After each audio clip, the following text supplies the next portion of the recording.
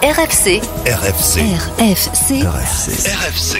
89.5 et 106.6 en FM. La radio locale. Merci de nous recevoir chez vous.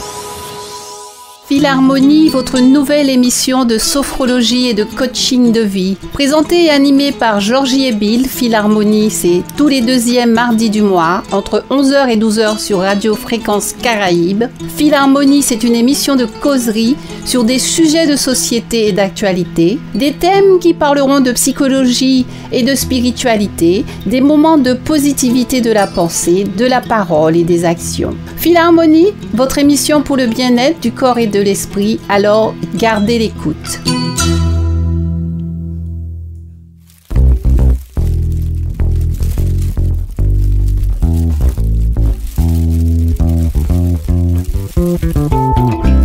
Soyez les bienvenus sur les ondes de Radio Fréquence Caraïbes, la radio de la côte Caraïbe, émettant depuis le 1 boulevard du bord de mer, c'est le territoire de la ville du Carbet, sur nos deux fréquences, autrement dit 89.5 et 106.6 en FM.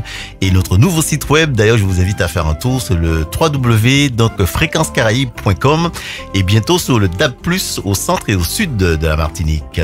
Comme tous les deuxièmes mardis du mois, c'est Philharmonie, donc avec bien évidemment Georgie. Philharmonie, donc avec à chaque fois, donc chaque émission mensuelle et des thématiques. Et aujourd'hui, donc, on va parler d'une thématique assez douloureuse, notamment pour les femmes. Et on veut laisser donc le soin donc à notre animatrice de cette émission.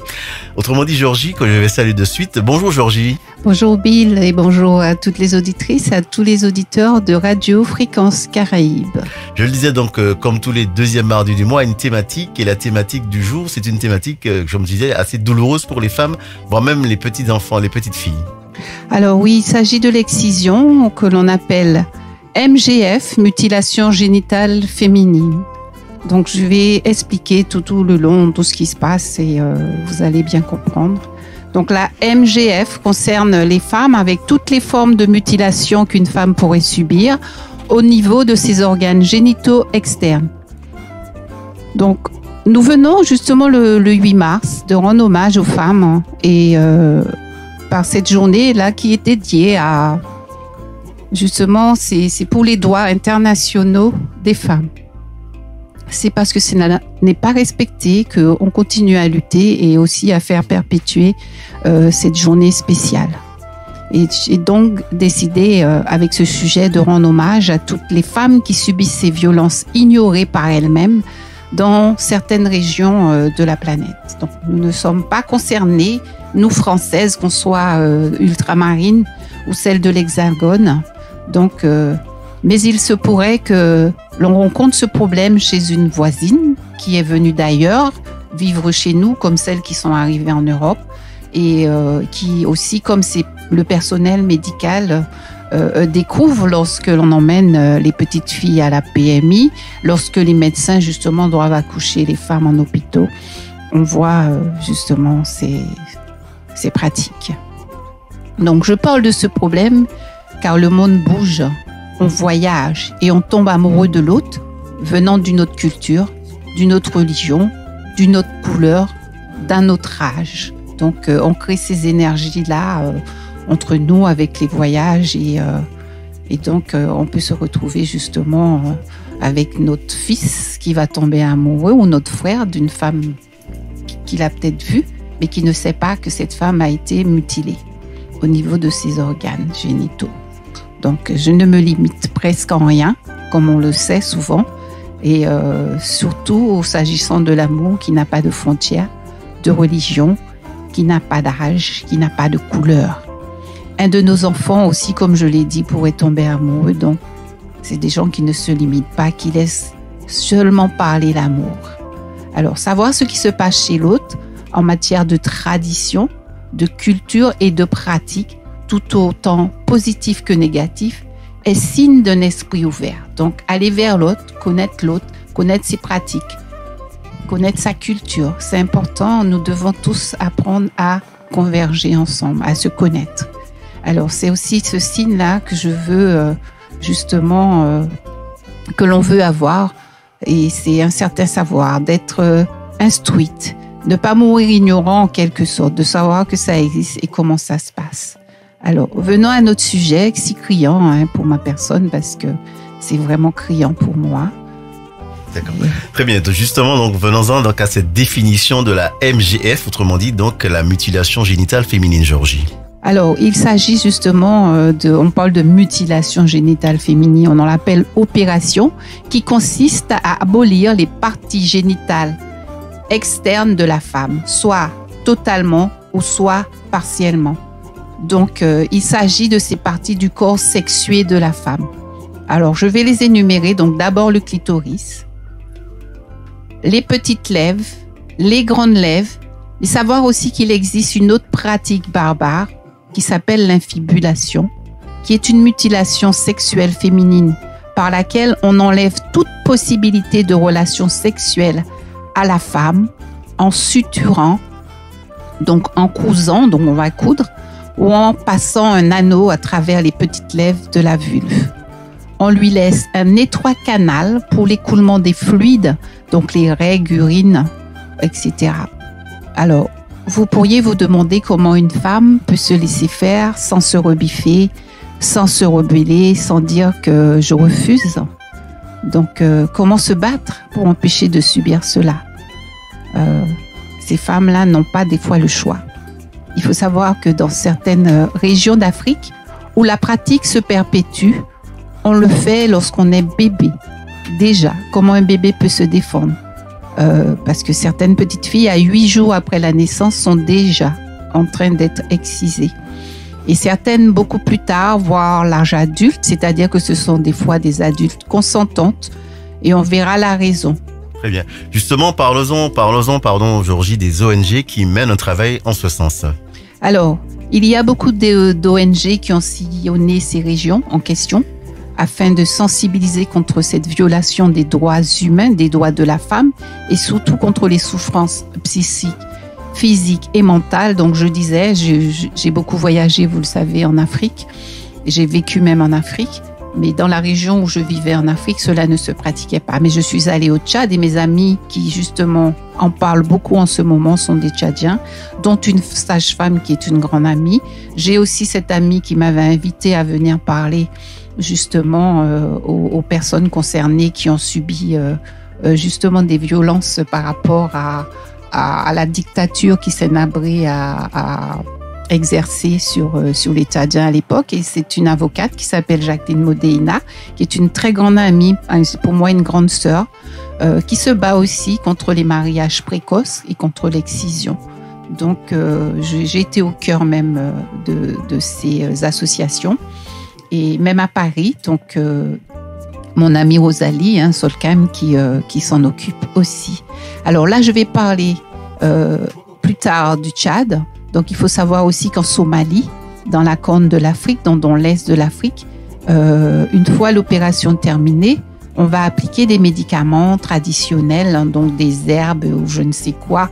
On m'a même parlé aujourd'hui de poudre qu'on utiliserait pour qui va justement manger cette partie du corps. Donc, c'est une vraie horreur.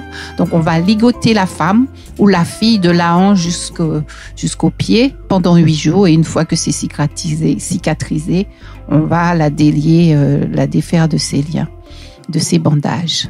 Donc, ce sont toutes ces souffrances contre la jante féminine que 45% seulement des femmes du monde luttent pour bannir cette pratique. Donc, c'est faible, 45%. Il faudrait 100% et surtout, il faudrait que les hommes s'y mettent, viennent aussi rejoindre cette lutte, particulièrement en Afrique. Donc, il est vrai, je l'ai répété, nous sommes françaises, nous ne sommes pas de cette tradition. Heureusement pour nous, et vous saurez pourquoi à la fin, mais je lutte avec cette femme-là qui est la présidente d'une association qui s'appelle Alpesec, basée sur Paris, qui sensibilise autant au Tchad que dans l'Hexagone, parce qu'il faut savoir que vous avez des personnes dans l'Hexagone qui sont excisées, bien sûr, puisque ces gens voyagent. Donc, plusieurs matrones ont été condamnées en Europe pour avoir excisé des filles nées en Europe. Ce sont des femmes que l'on a fait venir, les parents, et puisque ces femmes-là pensent que c'est tout à fait normal de le faire, c'est leur tradition, c'est leur culture. Elles pensent qu'elles sont chez elles et ne connaissent pas les droits, justement, dans le pays où elles se rendent pour pratiquer cette excision-là sur des filles qui sont nées en Europe. Donc, pire, il y a des groupes carrément de femmes qui se réunissent, de parents, pour les faire venir dans l'espace européen et surtout en Suisse.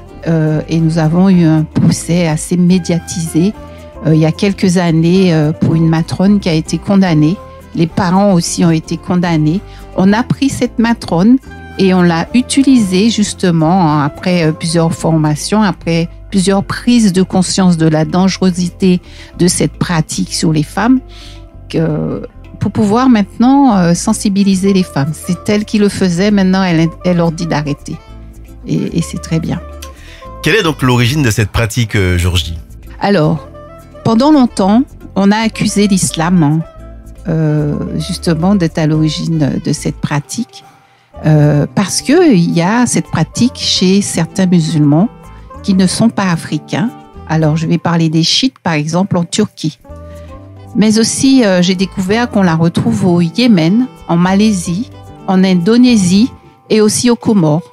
Donc, les Comores étaient pourtant des îles françaises, mais pratiques. Donc, je pense qu'à Mayotte, ça doit se faire en secret. Mais ces gens-là doivent certainement être condamnés et je sais appelés à disparaître. Donc, il n'y a pas que les Africains qui pratiquent la MGF, donc l'excision. On retrouve ces pratiques en Asie, mais souvent chez les musulmans. Alors, beaucoup de régions de confession musulmane, justement, ignorent totalement cette pratique. Il y a qui sont au courant que ça se fait, mais il y a des pères de famille qui vont justement lutter pour leur dire d'arrêter cette pratique parce que c'est inhumain. Donc, on ne peut pas continuer, en fait, grâce à ces informations que l'on a et que je vous apporte aujourd'hui, on ne peut pas continuer à accuser l'islam. La preuve est qu'on a découvert, puisqu'il y a eu beaucoup de fouilles ces temps derniers, on a découvert des tombeaux de l'époque pharaonique, on a découvert que, justement, des momies égyptiennes de femmes retrouvées avec des MGF, donc des mutilations génitales féminines qui démontrent, qui sont une preuve que c'est pas l'islam en fait. Donc pourquoi les Égyptiens justement avaient cette pratique? Ils le faisaient aux jeunes femmes en collectant les clitoris, aux jeunes hommes en collectant les prépuces. Ça c'est la circoncision. Tout cela dans un but sacrificiel à travers un rituel pour la fertilité. Donc femmes et hommes, donc prépuce et clitoris, c'est donc pour la reproduction.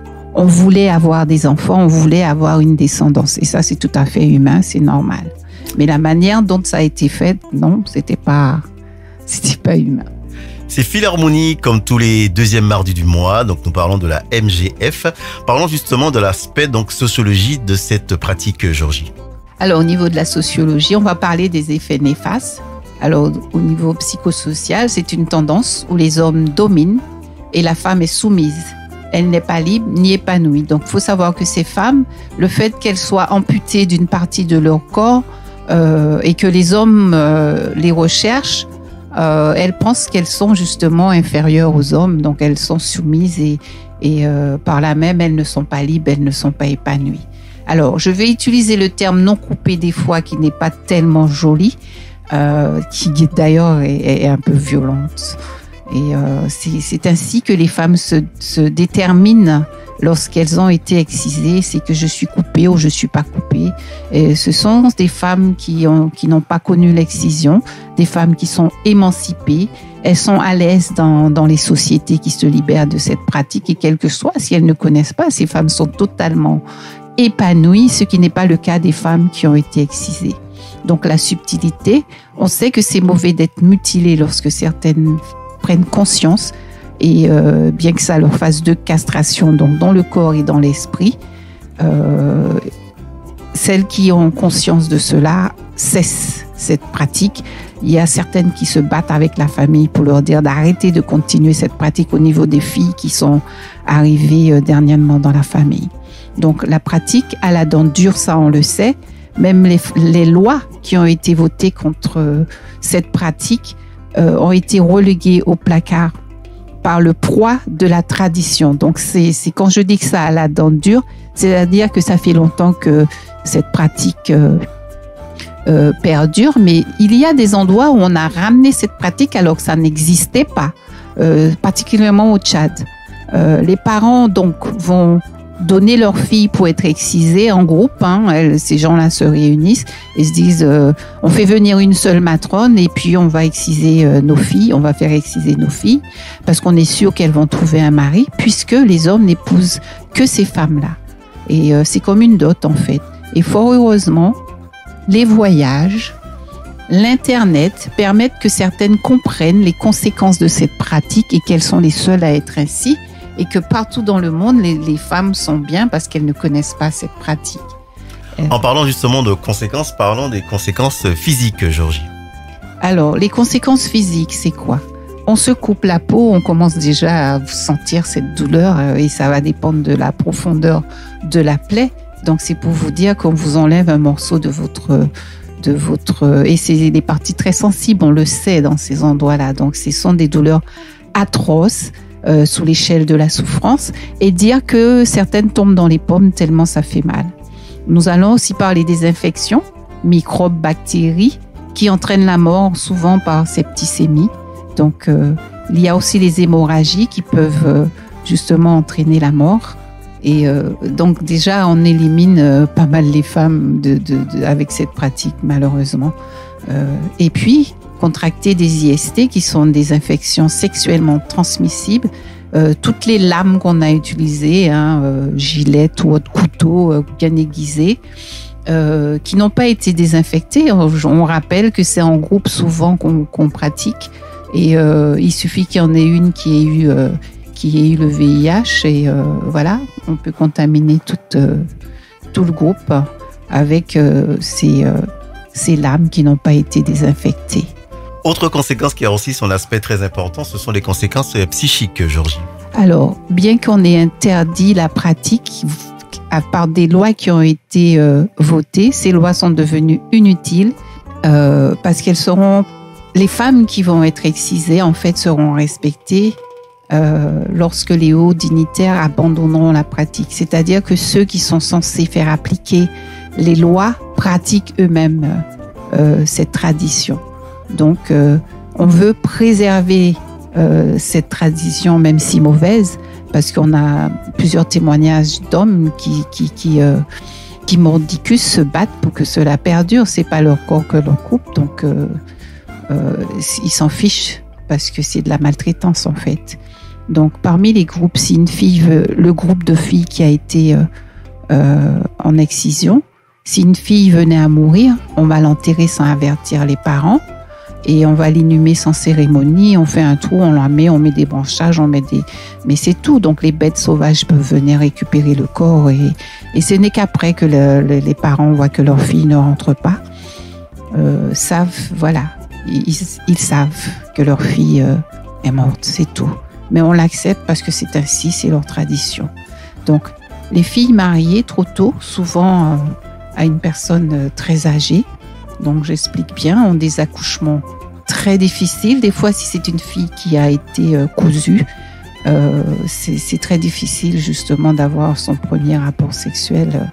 Ça aussi, ce sont des filles qui peuvent être déchirées. Donc ce sont des moments très très difficiles que vivent ces femmes. Donc mon amie Jacqueline Modena qui se bat, qui est avocate pour Human Rights Rights, et qui avait fait condamner Hissène Habré, elle se bat justement moi, pendant que j'étais chez elle, puisque j'ai été invitée au Tchad, je le dis encore. On a pu arracher une petite fille qu'on allait marier à 10 ans et elle le fait assez souvent quand elle peut, quand elle est au courant qu'il y a une fille qui va être mariée, parce qu'il y a quand même une loi qui lui permet de le faire avec d'autres avocats. Donc ces filles, lorsqu'elles ont la chance d'aller à l'hôpital, elles vont subir une épisiotomie pour accoucher proprement. Cette épisiotomie se fera aussi de manière saine et parce qu'elle sera recousue convenablement. Mais celles de la campagne que souvent on prend à dos de chameau n'auront pas cette chance, même quand arrivé au centre médical le plus proche. on va lui faire directement une césarienne, surtout quand le bébé est trop gros. Donc, certaines, malheureusement, on va jusqu'à leur découper l'utérus en morceaux. Ce sont des femmes qui seront stérilisées et qui n'auront qu'un bébé si le bébé survit. Alors, ce sont des conditions vraiment déplorables, atroces que vivent ces femmes. Il y a aussi des chances d'avoir ce qu'on appelle les fistules pour ces femmes, que seule la chirurgie vient à bout. Donc, j'explique ce que c'est. C'est que toutes ces plaies à l'intérieur, il va y avoir des espaces où ça va être purulent si on n'opère pas ces femmes. Elles vont être dans les maisons avec des odeurs très, très mauvaises et souvent on les isole. Quand les parents sont gentils, ont beaucoup d'amour quand même, parce qu'il faut savoir qu'on est des êtres humains, on est capable d'émotions et de sentiments. On va prendre ces femmes et on va les aider, on va les accompagner, mais d'autres sont carrément isolées pour qu'on ne puisse pas sentir leur odeur. Alors, personne ne va reconnaître justement que je parle dans ces régions où cela se pratique. Tout ce que j'ai dit comme conséquence par rapport à cette pratique, on ne va pas reconnaître que la MGF qui est à l'origine de tous ces problèmes de la femme. On va parler des villages et des régions où cela se passe. Donc, toutes ces conséquences-là ont des répercussions sur la santé des femmes, car les hommes persistent à vouloir une femme qui est excisée pour se marier. Très bien, c'est Philharmonie comme tous les deuxièmes mardis du mois. On va se retrouver juste après la petite pause pub pour continuer donc à parler donc de cette thématique du jour qui est donc la MGF. À tout de suite.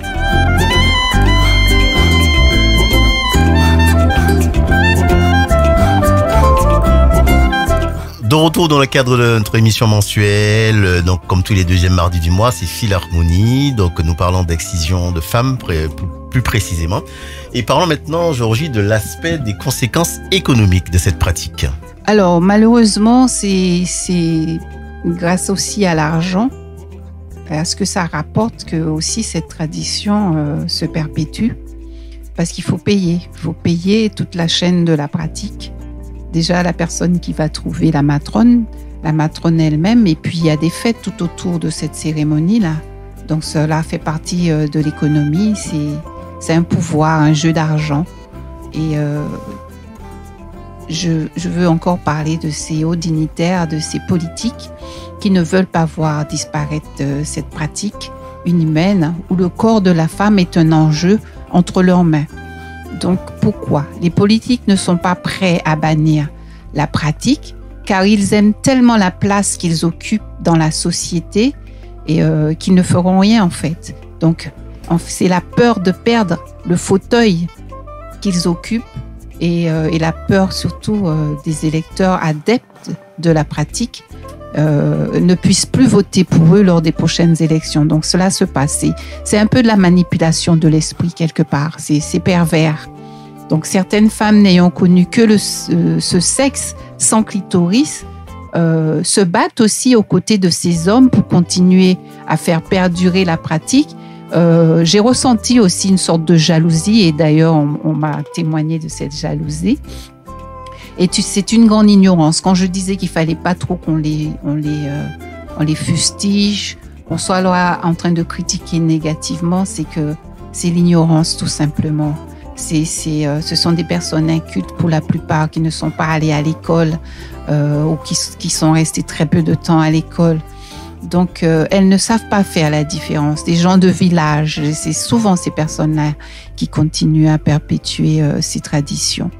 Donc, voilà pour l'excision et la raison pour laquelle cela se perpétue.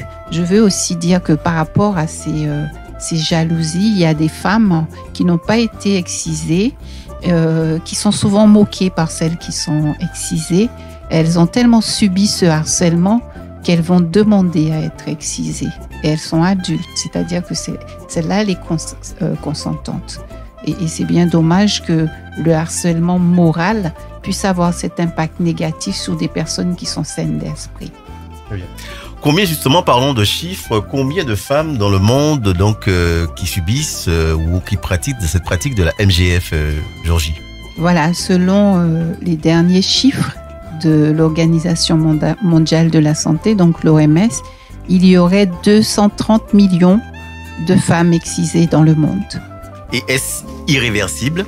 Alors, question qui m'a beaucoup taraudée, c'est-à-dire qu'il y a longtemps que je sais que beaucoup de femmes ont eu recours à la chirurgie réparatrice pour refaire leur clitoris.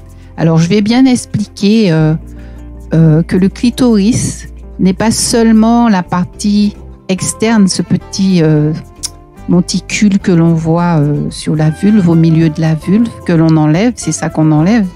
Et j'espère que j'ai pas envie d'utiliser le mot créole pour pouvoir expliquer ce que c'est que le clitoris. J'espère que toutes les femmes et les hommes savent ce que c'est qu'un clitoris, mais beaucoup de femmes et d'hommes ne savent pas que le clitoris se perpétue, continue à l'intérieur du corps de la femme. Ce n'est pas seulement cette partie externe. Elle est aussi, il y a une partie qui est cachée en deux branches que l'on va utiliser justement pour réparer ces femmes-là au Maroc, en Europe, aux États-Unis. Donc, je dis vraiment merci à ces chirurgiens qui aident ces femmes, parce que je vais revenir sur la partie sexologie. Je suis aussi sophrosexologue par rapport à tout cela, et dire qu'on ne parle pas que de sexe lorsqu'on est sophrologue, hein, et sexologue ou sophrosexologue. Ce n'est pas pour aller parler de l'acte sexuel. On va parler des problèmes que l'on pourrait rencontrer dans ce domaine-là, à ce niveau. Donc, ces femmes, justement, il faut savoir qu'il y a des femmes qui sont anorgasmiques, donc qui n'ont pas d'orgasme, même quand elles sont pénétrées, utilisent justement leur clitoris pour avoir cet orgasme. Et donc, il y a beaucoup plus de femmes clitoridiennes que de femmes qui ont un orgasme par pénétration. Donc, c'est pour cela aussi que il faudrait qu'on arrête ces pratiques, parce que pourquoi priver la femme de son corps, de ses plaisirs que son corps lui procure? Et donc, non. Je suis contre cette pratique. J'ai lutté contre et je continue à lutter. Et c'est pour cela qu'aujourd'hui, j'ai tenu à en parler. Bien. On arrive donc au terme de cette émission. Georgie, je rappelle que c'est Philharmonie, comme tous les deuxièmes mardis du mois, dans ce créneau-là, entre 11h et donc midi. Que peut-on retenir dans les grandes lignes donc sous cette thématique du jour, Georgie? Eh bien, que c'est encore justement par rapport à samedi que nous venons de vivre comme journée internationale des droits de la femme. C'est un droit qui a été bafoué chez ces femmes-là, on leur a enlevé. Et justement, c'est un pouvoir qu'on a sous le corps de la femme alors que son corps lui appartient. Et donc, c'est pour cela que je suis venue à parler de cette pratique, même si elle n'est pas chez nous, mais on pourrait tomber sous quelqu'un qui a été excisé, et savoir ce que c'est, et savoir ce que la personne aussi vit et ressent. C'est important, et ces rencontres dans le monde où on peut tomber amoureux en tant qu'homme, quelle que soit d'ailleurs d'une de ces femmes. Ouais. Je rappelle donc que tu es sophrologue et que tu travailles avec notamment l'association Sport Équilibre. Voilà, je suis sophrologue, thérapeute en conscience, donc j'apprends à prendre conscience de ce qui est bien, de ce qui n'est pas bien, mais ça c'est encore aléatoire, parce que c'est justement soi. Quand on a la dignité de la femme, quand je dis, il faut qu'on arrête de se limiter, d'être limitante pour des choses inutiles. Si on n'a pas tué, on n'a pas volé, on n'a pas manqué de respect à un autre être humain, parce que l'autre c'est mon miroir, l'autre c'est moi. Ce que je ne veux pas qu'on me fasse, je le ferai pas aux autres. Donc, je suis aussi praticienne de la PNL, qui est la programmation neurolinguistique, et le Reiki, que je pratique peu, mais beaucoup plus le EFT, qui est la libération émotionnelle. Lorsque vous n'arrivez pas à gérer vos émotions, quel que soit, parce qu'on peut être très content, on peut être dans la joie et quand même ne pas pouvoir gérer cette émotion, ou carrément être dans la peine et pas pouvoir gérer cette émotion. Comme je le dis, il faut toujours être dans un juste milieu, et c'est ce que j'essaye de faire.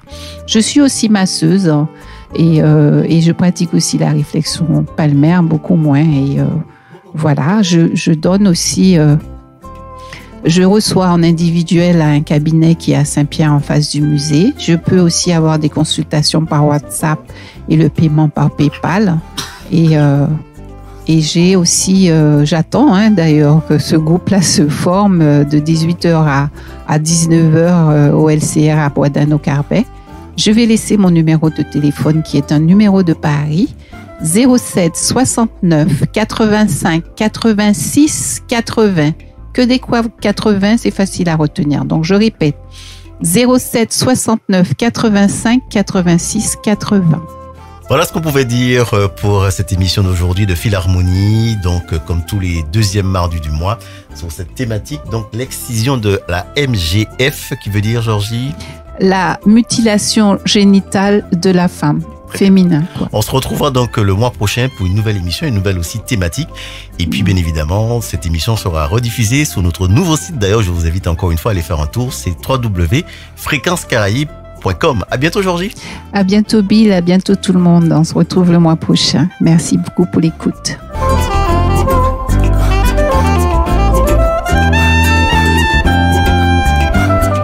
Philharmonie, votre nouvelle émission de sophrologie et de coaching de vie. Présentée et animée par Georgie et Bill, Philharmonie, c'est tous les deuxièmes mardis du mois, entre 11h et 12h sur Radio Fréquence Caraïbes.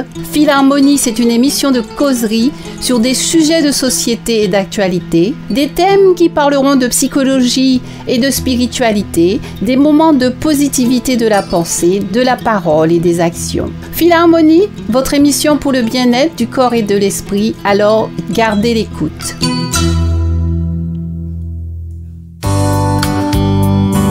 Fréquence Caraïbes, la radio de proximité toujours plus proche de ses auditeurs. 24h sur 24.